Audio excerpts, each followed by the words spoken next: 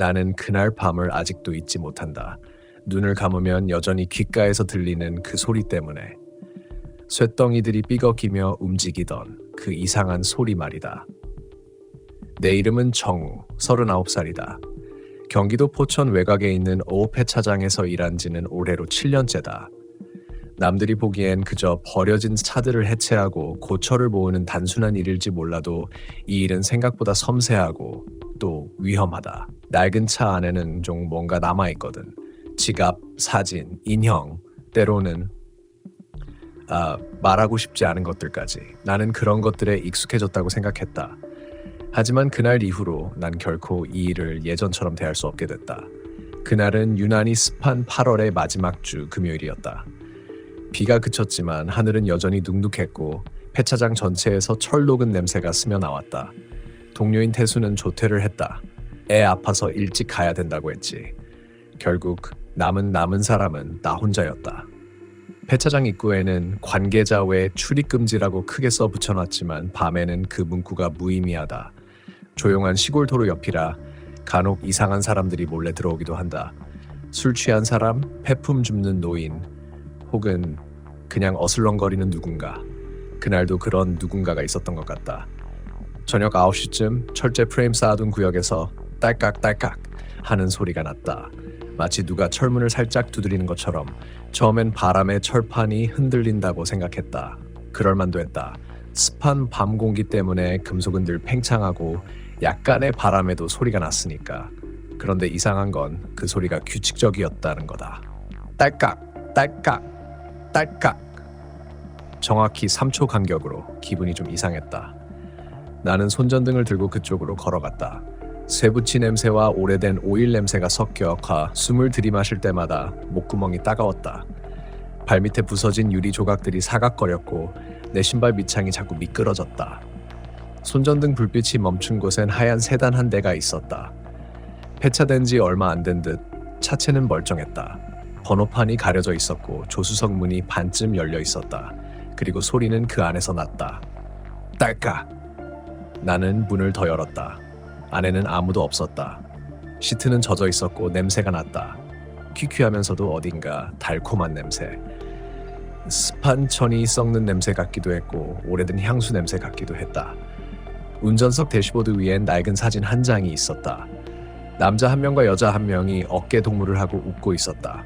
남자의 얼굴은 반쯤 찢겨 있었고 여자의 얼굴엔 이상하게 번진 자국이 있었다. 마치 사진 인화 도중 물이 묻어든 듯 얼룩져 있었지만 그 얼룩은 이상하게 사람 얼굴 모양이었다. 그때였다. 사진 밑에서 또 딸깍 소리가 났다. 이번엔 분명히 들었다. 트렁크 쪽에서 났다. 순간 몸이 굳었다. 그 소리가 계속 났다.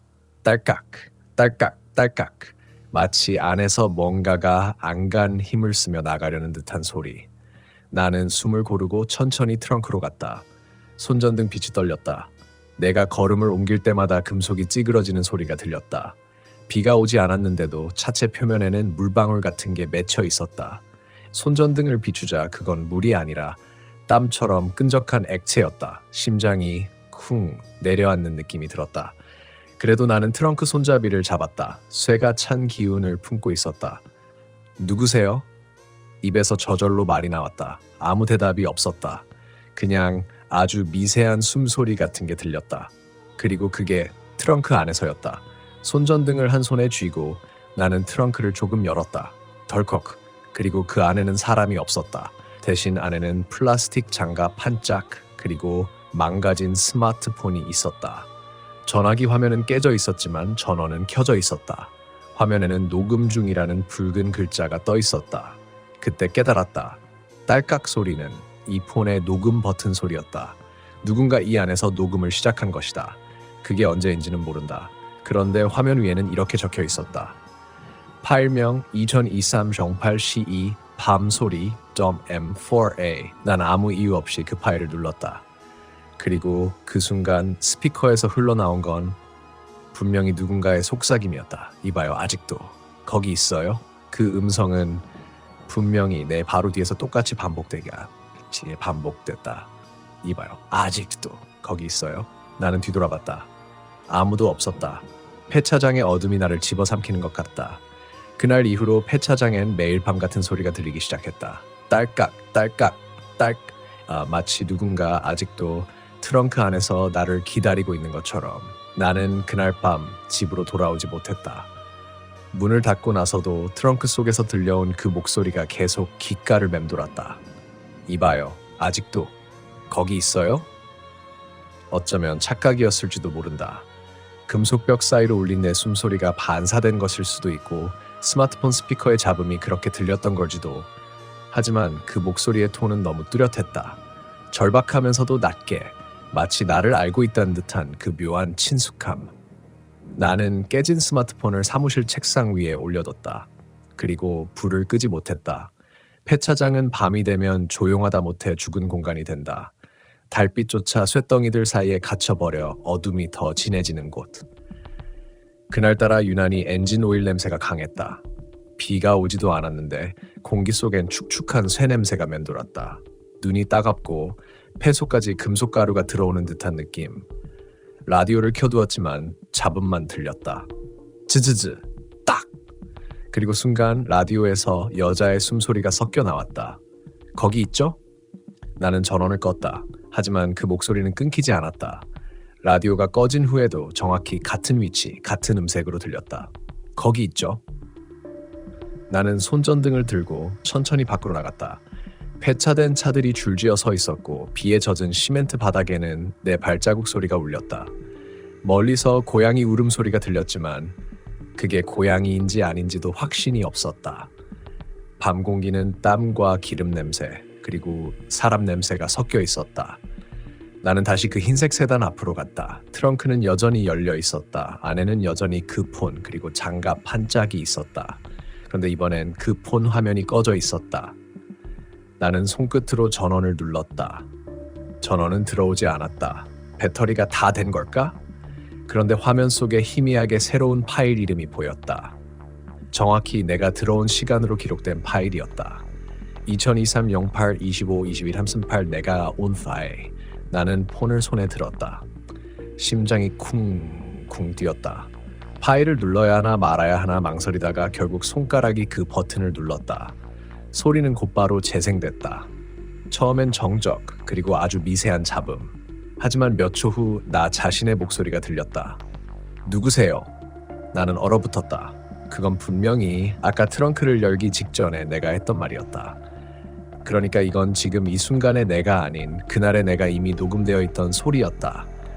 그리고 그 뒤에 이어진 목소리는 낯선 여자였다.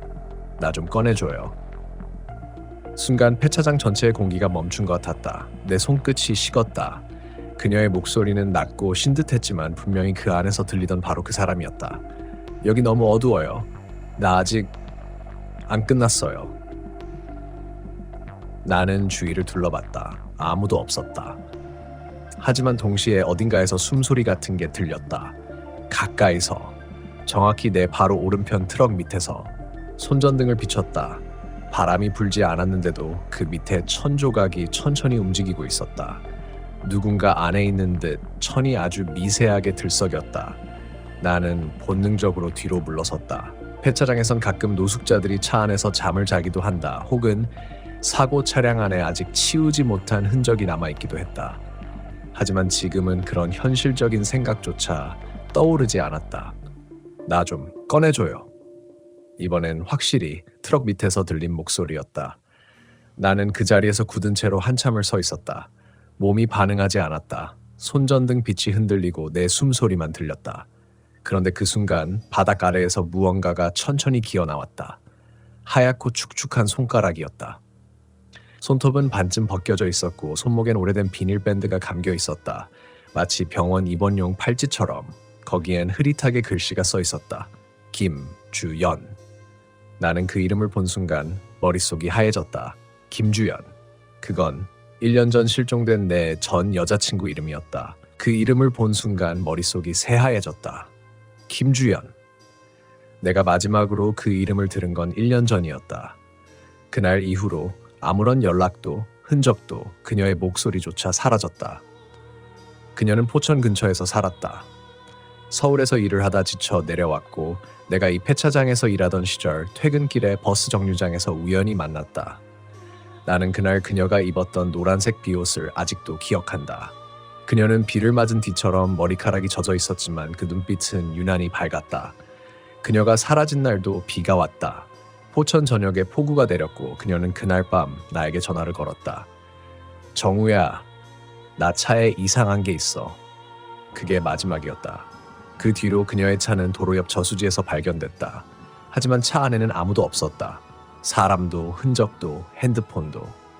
그리고 지금 내 앞에 폐차장 한가운데엔 그녀의 이름이 새겨진 팔찌가 있었다. 트럭 밑에서 나온 그 손은 천천히 사라졌다. 손끝이 바닥의 먼지 속으로 스르르 녹아들듯 들어가 버렸다. 나는 믿을 수 없었다. 그건 내 눈앞에서 일어났는데 아무런 소리도 없었다. 그저 내 숨만 거칠게 울렸다. 나는 손전등을 떨어뜨리고 트럭 밑으로 몸을 숙였다. 거기엔 아무것도 없었다. 없어야 했다. 하지만 진흙 자국이 있었다. 사람 손자국이었다. 그리고 그 위에 발자국 2개가 선명하게 찍혀 있었다. 바로 내 앞까지, 내 발목 근처까지 이어진. 말도 안 돼. 나는 사무실로 뛰어들어가 문을 잠갔다. 스마트폰을 다시 확인했다. 아까 꺼졌던 화면은 어느새 혼자 켜져 있었다. 그 안엔 새로운 파일이 하나 더 생겨 있었다. 2023 08 25 22 12 그녀의 기록던 MFA. 나는 손끝이 떨렸지만 결국 그 파일을 눌렀다. 처음엔 빗소리가 들렸다. 그리고 그 속에서 낯익은 여자의 목소리가 들렸다. 분명 주연이었다. 정우야, 듣고 있지? 나는 숨이 막혔다. 나 그날 네가 왔던 거 알아. 트렁크 열지 말라 했잖아. 그런데 왜? 목소리는 점점 낮아지고 공기가 찢어지는 듯한 소리만 남았다. 내가 나 버렸잖아. 그날 차 안에서. 순간 사무실 유리창이 꽈당하고 흔들렸다. 밖에서는 아무 소리도 없었는데 유리가 안쪽으로 울렸다. 나는 뒤로 물러서며 벽에 등을 붙였다. 주연아, 그게 무슨 소리야? 무슨 말이야? 내가 중얼거리듯 말했다. 하지만 라디오가 스스로 켜지더니 그 속에서 그녀의 목소리가 이어졌다. 폐차장 옆 저수지, 거기 내가 있어. 순간 전신에 소름이 돋았다. 그 목소리는 확실히 지금 이 폐차장 근처를 가리키고 있었다. 나는 문을 열고 어둠 속으로 다시 나갔다. 달빛이 구름 사이로 드문드문 비쳤다. 멀리서 개 짖는 소리가 들리고 바람이 차가워졌다. 폐차장 뒤편의 언덕 아래엔 오래된 저수지가 있었다. 직원들 사이에서는 사고가 자주 난다며 아무도 내려가지 않는 곳. 나는 거기로 향했다. 발밑은 진흙이었고 바닥에 고인 물이 내 발목을 잡았다. 주연아. 내가 그렇게 부르자 바람이 갑자기 멈췄다. 물 위가 잔잔해지고 그 안에서 하얀 비닐 조각이 떠올랐다. 가까이 가보니 비닐이 아니라 사진 조각이었다. 그날 세단 안에서 봤던 바로 그 사진. 찢긴 남자의 얼굴, 그리고 번진 여자 얼굴. 그 사진의 여자는 분명 주연이었다. 하지만 지금 사진 속 남자는 나였다. 손끝이 굳었다. 사진이 물속으로 천천히 가라앉았다. 그리고 그 밑에서 물거품 사이로 하얀 손이 올라왔다. 이번엔 명확했다. 그 손이 내 손목을 붙잡았다. 차가웠다. 너무 차가워서 고통이 느껴질 정도였다. 정우야. 그녀의 목소리가 바로 아래에서 물속 깊은 곳에서 울렸다. 왜? 버렸어. 나는 소리쳤다. 주연아, 그런 게 아니야. 그 순간 손이 놓였고 물이 크게 일렁였다. 저수지 위로 한순간 얼굴 하나가 떠올랐다. 눈이 떠 있었고 입은 미세하게 움직였다. 다시 돌아와줘. 그 말을 끝으로 얼굴은 물속으로 스르르 사라졌다.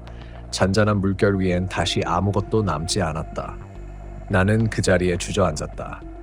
달빛이 점점 희미해지고 귀에서는 여전히 녹음 파일의 잡음이 맴돌았다. 그때 알았다. 그 파일은 단순히 소리가 아니라 그녀가 아직 이곳에 있다는 증거라는 걸. 다음날 아침 나는 출근하지 않았다. 밤새 한숨도 자지 못했다. 거울 속 내 얼굴은 다른 사람 같았다. 창백하고 눈 밑엔 검은 자국이 짙게 내려앉아 있었다.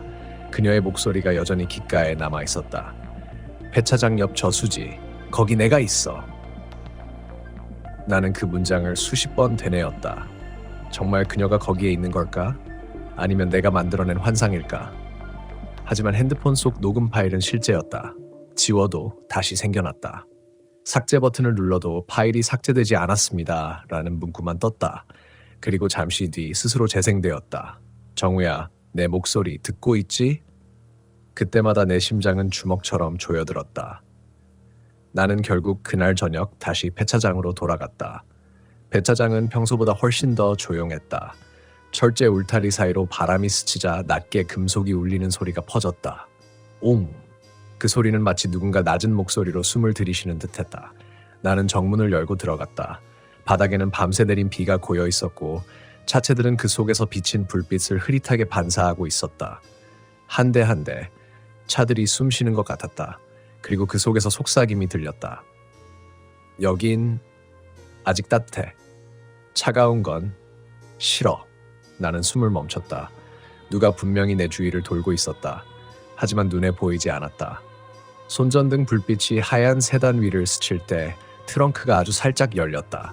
바람이 불지 않았는데도 문이 천천히 들썩였다. 마치 안에서 누군가 호흡을 내쉬는 것처럼. 후. 정확히 그 소리가 내 앞에서 났다. 나는 차에 다가갔다. 트렁크 손잡이에 손을 올리려는 순간 철판이 손끝에서 진동했다. 살아있는 생물처럼 내 손을 느끼고 있었다. 주연아. 내가 낮게 불렀다. 거기 있는 거지? 그 순간 트렁크 안에서 짧고 깊은 숨소리가 들렸다. 심장이 식었다. 나는 본능적으로 뒤로 물러섰다. 그런데 그 순간 내 뒤쪽에서 차문이 열리는 소리가 났다. 덜컥. 그리고 그 안에서 라디오 음악이 켜졌다. 사랑은 돌아오지 않아요. 낡은 스피커의 음질 속에 섞여 나온 건 우리가 예전에 즐겨 듣던 주연이 좋아하던 노래였다. 나는 주저앉았다. 손끝이 떨리고 숨이 막혔다. 주연은 죽은 게 아니다. 아니면 죽었어도 이곳에서 여전히 나를 부르고 있었다. 나는 정신을 붙잡으려 애썼다. 정신 차리자. 이건 환각이야. 하지만 바로 그때 폐차장 한가운데서 금속들이 스스로 움직였다. 철제 프레임이 삐걱이며 서서히 기울더니 서로 맞물리며 형체를 만들어갔다. 엔진 덩어리, 문짝, 버려진 범퍼, 그것들이 마치 누군가의 지시에 따라 조립되듯 움직였다. 끼익, 끼익. 쇳소리 사이로 여자의 숨소리가 섞여 들렸다. 정우야, 이제 보여? 금속 더미는 점점 사람 형태로 변했다. 팔처럼 보이는 프레임이 들썩이고 조수석 창문이 마치 눈처럼 반짝였다. 그리고 엔진 덮배가 열리며 그 속에서 하얀 천 조각이 스르르 흘러나왔다. 그건 주연이 입었던 노란 비옷의 일부였다. 나는 뒤로 물러서며 손전등을 떨어뜨렸다. 불빛이 철제 덩어리 위에서 흔들리며 그녀의 형체가 완성되어 갔다. 쇳덩이로 된 팔, 오일이 흐르는 머리카락, 그리고 비닐천으로 감싼 얼굴. 그녀는 분명히 주연이었다. 그녀의 입이 느릿하게 움직였다. 이제야 왔네. 그 목소리는 금속의 울림을 타고 폐차장 전체에 번졌다. 나 버렸잖아. 트렁크에 놔두고 갔잖아. 아니야. 내가 입술을 떨며 말했다. 그건 사고였어. 나도 몰랐다고. 그녀는 고개를 기울였다. 몰랐다면 왜 문을 닫았어? 그 한 문장이 내 머릿속에 어떤 문을 부수는 소리처럼 들렸다. 기억 속의 장면이 하나둘 떠올랐다. 1년 전 비 오는 밤, 주연과 다툼. 그녀가 내 차에서 내리려다 미끄러졌던 장면. 그리고 트렁크에서 울리던 소리. 나는 그걸 무시하고 돌아섰다. 그녀가 장난치는 줄 알았으니까. 그녀는 이제 웃고 있었다. 세부치 사이로 들리는 삐걱이는 웃음소리. 이제 나랑 같이 있어줘. 금속이 움직이며 내 쪽으로 다가왔다. 그녀의 몸에서 나는 냄새는 차갑고 끈적했다. 녹슨 철 냄새와 썩은 물 냄새가 뒤섞여 있었다. 그녀의 손끝이 내 볼을 스쳤다. 쇠가 내 살을 베는 느낌이 들었다. 피가 흘러내렸지만 그녀는 멈추지 않았다. 우리 그때처럼. 그녀의 입이 내 귀에 닿을 만큼 가까워졌을 때 폐차장 전체의 불이 꺼졌다. 그리고 어둠 속에서 수십 개의 엔진이 동시에 켜지는 소리가 났다. 부릉, 부르르르르. 쇳덩이들이 숨쉬듯 떨렸다. 그 속에서 주연의 목소리가 겹쳐 울렸다. 다시 숨 쉬게 해줘. 그 순간 나는 도망쳤다. 손전등도 버리고 그대로 울타리를 넘어 달렸다. 뒤에서는 금속들이 무너지는 소리, 기계의 숨소리, 그리고 그녀의 웃음이 섞여 있었다. 정우야, 우리 아직 끝난 게 아니야. 그 목소리는 철판에 반사되어 밤하늘로 길게 울려 퍼졌다. 나는 집으로 돌아와 문을 걸어 잠갔다. 신발을 벗지도 않은 채 거실 한가운데 주저앉았다. 손에는 아직도 기름 냄새가 배어 있었다. 그리고 손바닥에 미세하게 베인 상처에서 검붉은 피가 굳어 있었다. 핸드폰은 아직도 진동하고 있었다. 화면에는 녹음 중이라는 문구. 나는 멍하니 그걸 바라보다 손가락으로 재생 버튼을 눌렀다. 정우야, 비가 많이 오네. 나 추워. 너 왜 문 닫았어? 나 여기 있잖아. 그 목소리는 분명 주연이었다. 하지만 그녀가 죽은 지 1년이 지났다는 걸 나는 알고 있었다. 그날 이후로 그 폐차장은 아무도 들어가지 못했다. 경찰도 주인도 사람들이 이상한 소리가 난다고 했으니까 나는 녹음기를 던지듯 꺼버리고 벽에 등을 기댔다. 그 순간 천장에서 무언가 툭 떨어졌다. 낡은 형광등 위에서 기름 방울이 하나 떨어진 것이다. 검은색 점액질 같은 액체였다. 나는 고개를 들어 올려다봤다. 형광등 사이로 녀석의 손가락 같은 것이 천천히 나왔다. 쇠처럼 반짝이는 손가락, 그 사이에 낀 누런 천조각, 그리고 그 끝에서 들리는 낮은 속삭임. 정우야, 문 닫지 마. 나는 비명을 지르며 뒤로 넘어졌다. 하지만 천장에서 떨어진 건 사람의 팔도 금속도 아니었다. 녹슨 열쇠 꾸러미였다. 나는 그걸 바라보다가 깨달았다. 그건 예전에 주연이 쓰던 열쇠였다. 그녀의 오피스텔 그리고 내 차 열쇠가 함께 달린 묶음. 떨어지는 순간 그 열쇠 중 하나가 바닥을 튕기며 유난히 크게 울렸다. 짤랑.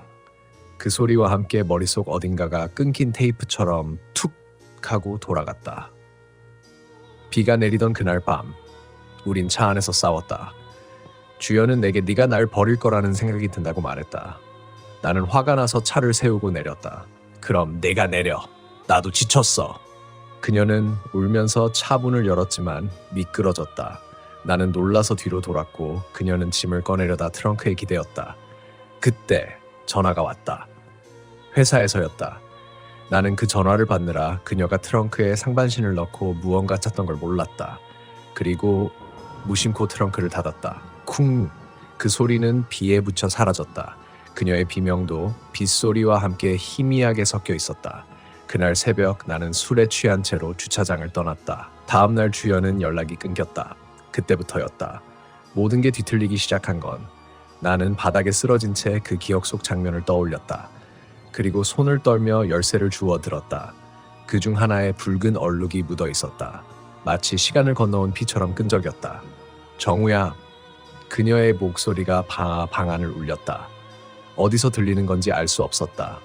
분명히 아무도 없는데 모든 방향에서 동시에 들렸다. 그날 비가 아직 안 멈췄어. 천장이 흔들리며 형광등이 깜빡였다. 그 깜빡임 사이사이로 주연의 얼굴이 보였다. 물에 젖은 머리카락, 하얗게 질린 입술, 그리고 부서진 트렁크 손잡이를 움켜쥔 손. 그만해. 나는 외쳤다. 미안하다고 했잖아. 이제 멈춰.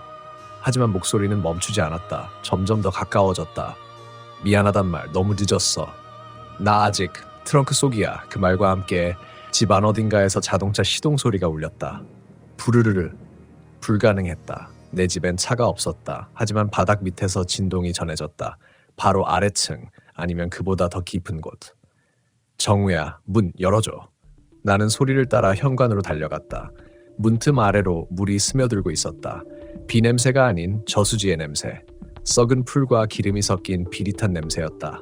문 손잡이를 잡는 순간 그 너머에서 쇠붙이 긁히는 소리가 났다. 마치 트렁크가 열리듯 천천히, 아주 천천히. 이제 같이 숨 쉬자. 그 순간 현관문이 스스로 열렸다. 밖은 비가 내리고 있었다.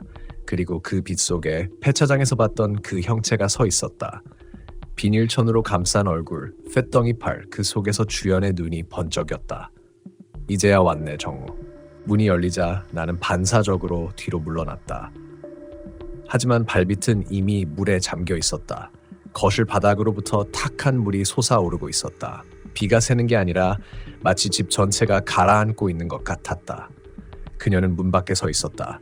비닐천이 얼굴에 감겨 있었지만 그 속에서 주연의 눈이 보였다. 아무 표정도 없었지만 그 눈빛은 내가 마지막으로 본 그녀의 표정 그대로였다. 정우야, 문 닫으면 안 돼. 나는 고개를 흔들었다. 그만해. 주연아, 미안해. 정말 미안해. 그녀는 미끄러지듯 발을 내딛었다. 물이 발목까지 차오르고 있었다. 그녀가 한 걸음 다가올 때마다 방 안의 공기가 더욱 차갑게 식었다. 내 숨이 하얗게 변했다. 너 여긴 어떻게? 여긴 우리가 마지막으로 함께 있던 곳이야. 아직도 몰라? 그녀가 손을 뻗었다. 그 손끝이 내 얼굴에 닿자 눈앞이 번쩍이며 어딘가로 빨려 들어갔다. 나는 다시 그날의 폐차장 안에 있었다. 어둡고 비냄새 나는 공기. 트렁크는 반쯤 열려 있었다. 그리고 그 안에서 내 얼굴을 한 남자가 서 있었다. 그는 내게 미소를 지었다. 기억났지? 그때서야 나는 알아차렸다. 내가 그날을 지운 게 아니라 스스로 묻어버렸다는 것을. 트렁크 속에는 주연이 있었다. 차가운 시신, 그리고 내 손자국. 그녀의 눈은 열린 채 나를 보고 있었다. 그날 나는 차를 버렸고 그 폐차장은 나중에 내가 다시 취직한 바로 그곳이었다. 나는 내 손으로 그녀가 있던 차를 절단했다. 그리고 그 조각난 금속의 틈 사이에서 계속 그녀의 냄새와 목소리를 들었다. 나는 주저앉았다. 방 안은 이미 허리까지 물에 잠겼다. 그녀는 여전히 나를 바라보고 있었다. 정우야, 우린 같이 있었어야 했어. 그날 문을 닫지만 않았으면 나 아직 살아있었을지도 몰라. 나는 고개를 숙였다. 그때는 정말 몰랐어. 네가 거기 있는 줄. 그럼 이제 알겠네. 여기 같이 있자. 그녀의 손이 내 손을 잡았다. 얼음처럼 차가운 감촉. 그 순간 온몸이 굳었다.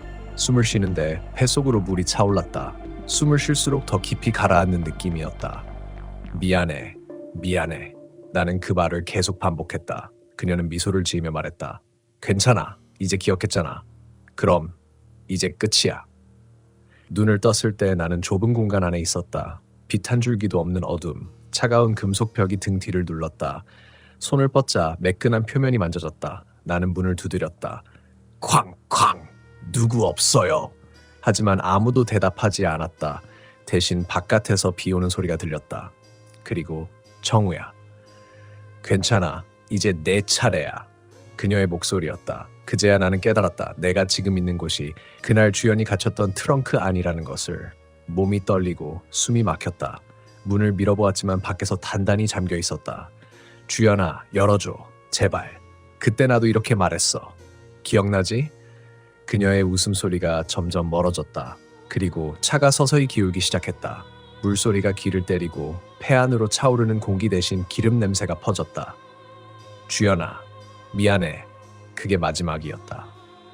다음날 아침, 폐차장에 있던 경유 냄새 심한 차 한 대가 통째로 사라졌다. 직원들은 이상하게 여겼지만 그날 새벽부터 계속 내리던 비 때문에 흔적은 남지 않았다. 다만 비가 멈춘 오후쯤 정문 옆 무릉덩이에서 열쇠 꾸러미 하나가 떠올랐다. 그 열쇠에는 J&J라고 새겨진 작은 펜던트가 달려 있었다. 그걸 주운 사람은 그날 이후로 폐차장을 그만뒀다고 했다. 이유는 새벽마다 트렁크 두드리는 소리 때문이었다고.